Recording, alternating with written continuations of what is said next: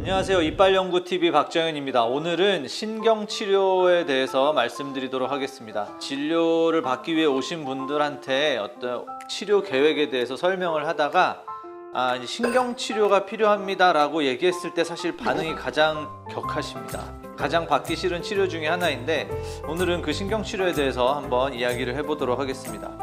네, 치아 속에는 이렇게 살아있는 신경이 들어있는데 건강한 상태에서는 치아에 둘러싸여 있기 때문에 밖에서부터 어떤 세균이나 자극이 들어갈 수가 없습니다. 그렇지만 충치가 생긴다거나 다쳐서 이가 깨진다거나 할 경우에는 밖에서부터 세균이 신경으로 들어갈 수 있게 되고 그러면 염증이 생겨서 신경치료가 필요할 수 있는 상태가 됩니다. 저희가 인터넷을 뒤져서 찾은 질문들을 하나씩 보면서 설명하도록 하겠습니다.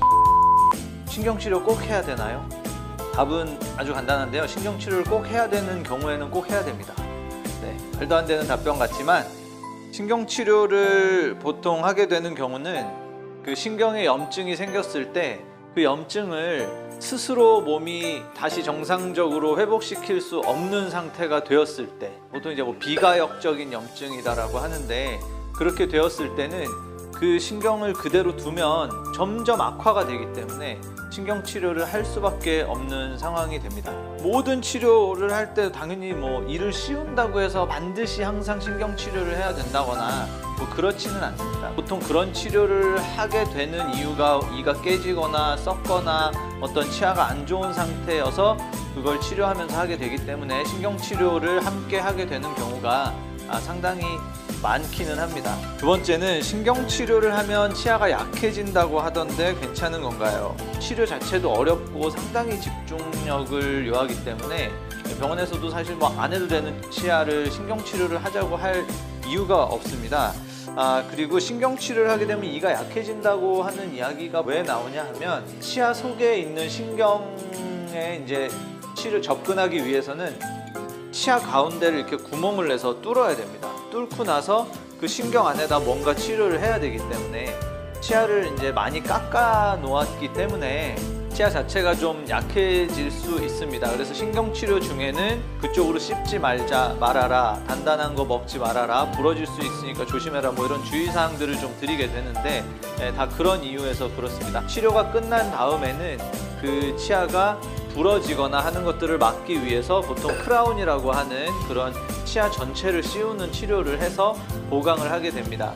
치아가 약해진다라고 객관적으로 말하면 약간 아무것도 안 한 거에 비해서는 약간 약해질 수 있지만 신경치료를 하는 이유는 그 치아를 빼지 않고 살려서 사용하기 위해서 하는 것이기 때문에 사실 이거를 치료를 해서 약해지냐 이런 거를 따지는 건 사실 치료를 해야 될 치아에서는 맞지는 않습니다. 세 번째로 병원에서는 염증 치료라고 하는데 신경치료는 신경을 죽이는 거냐? 신경치료는 신경을 죽인다기보다는 신경을 없애버리는 겁니다. 그냥.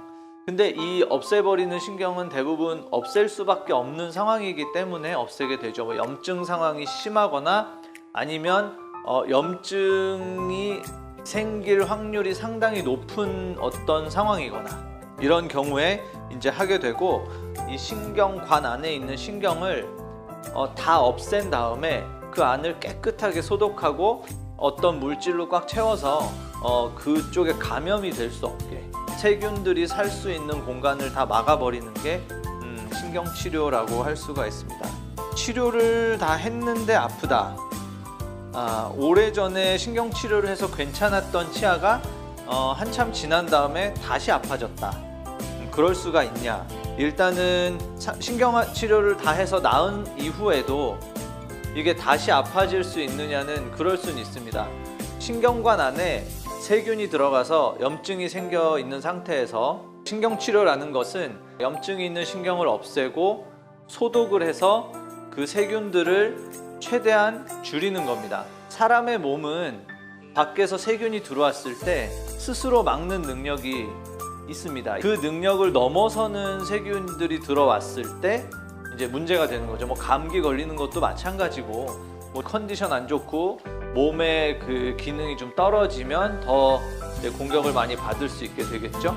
그래서 저희가 신경치료를 하기 위해서 소독을 해서 몸이 이겨낼 수 있는 정도의 상태까지 소독이 되면 이제 그 염증은 이제 몸에서 스스로 막을 수가 있는 상태가 되겠죠. 그래서 최대한 깨끗하게 해놓고 그곳을 다 밀봉을 해놓겠지만 분명히 세균이 완전히 다 없어져서 무균 상태가 됐을 리는 없습니다.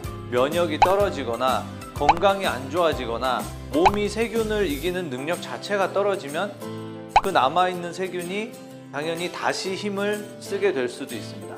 그런 경우들도 있고, 물론 이 세균과 상관없이 또 다른 문제가 생겨서 아파질 수도 있겠죠.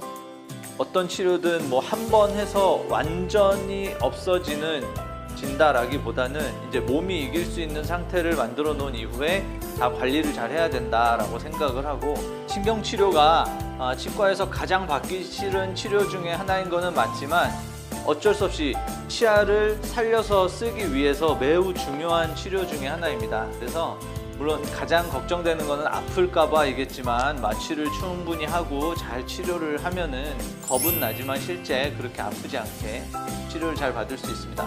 그리고 염증이 너무 심한 상태에서 치료를 받게 되면 또 마취가 더 안 돼서 조금 더 불편할 수 있기 때문에 치과를 너무 늦게 가지 마시고 미리미리 가셔서 검진하시고 잘 치료받으실 수 있으면 좋겠습니다.